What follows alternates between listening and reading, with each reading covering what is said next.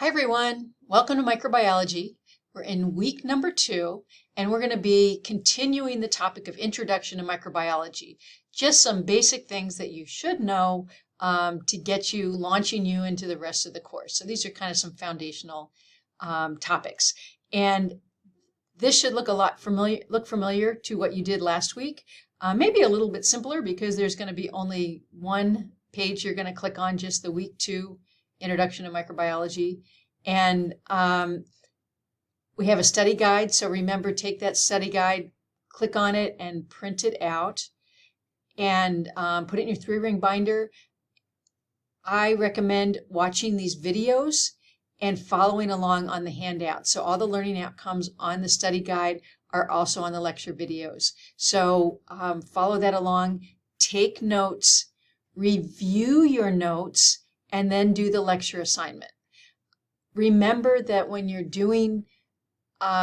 trying to learn material, students will tell me a lot of times, like, I studied and studied and studied, and I did badly on the test. I spent so many hours.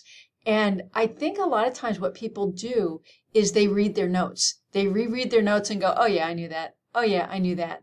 And so they keep reviewing the same material by just reading it.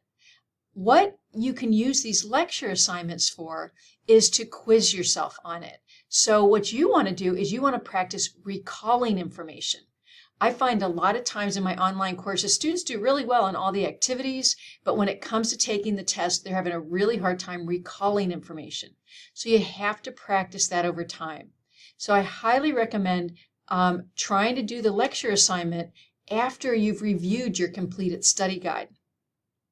And that way, if you're unsure of something, you can, pick the answer you think it will be. It will tell you if it's right or wrong. It will give you more questions if you get it wrong. Remember, you can get things wrong. You can continuously get answers wrong when you're doing the lecture assignment. It'll just give you more practice on the questions, those types of questions. So also remember, when you're doing the lecture assignment, you can click from questions, you can go back into the reading. That'll bring you into the book and you can read that section about the topic that you're having a hard time with. So practice recalling information, not just looking it up and putting the answers into the lecture assignment. The other thing I want to remind you about the lecture assignment is that there is something called recharge. So once you've completed this lecture assignment, you can still go to back into Connect for the rest of the semester and practice that lecture assignment again, and it won't affect your grade. You don't have to, it won't change your grade. So the recharge is just a way to practice the same lecture assignment again. So you might want to do that before you take your next exam. Let's see, other things, just getting you used to the class. If you get to a link and it's bold like this and see how it's not active, it's because it hasn't been opened yet. This link will open on January 31st, and I'm making this video on January 30th, so it's not active yet. So it will become active on January 31st.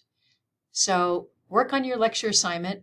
Then you're going to do your lab, and this lab has a lot of virtual lab links. So I recommend printing out that lab and doing all the virtual labs, and I have all the links here. You'll notice that there is not a lab quiz. So there isn't necessarily a lab quiz every week. It just depends on how many virtual labs are available and what we can do with that lab. So all the assignments are right here, all the virtual labs, and that amounts to your whole lab grade. If you're ever unsure, like, did I forget to put something up here? Are you missing something? Go check the syllabus. You'll see where the syllabus has all these assignments listed. Finally, just remember, again, because we're just beginning, I want to remind you that these are the names of the assignments in your grade sheet. And if you look in the lab handout, MAS, I can't remember what MAS stands for, but that name is listed in your lab handout. So you'll know which virtual lab that is if you're wondering which one was MAS. Okay. All right. Let me know if you're having any issues, and hopefully this week goes smoothly for you.